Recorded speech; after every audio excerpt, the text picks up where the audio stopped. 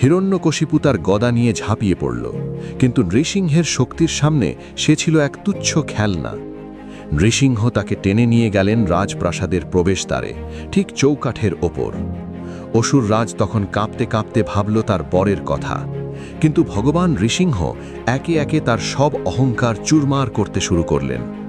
হিরণ্যকশিপু, আমাকে কোনো মানুষ বা পশু মারতে পারবে না। নৃসিংহ, আমি নৃসিংহ, না মানুষ না পশু। হিরণ্যকশিপু, দিনে বা রাতে আমার মৃত্যু হবে না।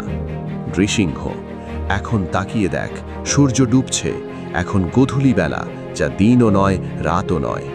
হিরণ্যকশিপু, ঘরের ভেতরে বা বাইরে আমাকে মারা যাবে না।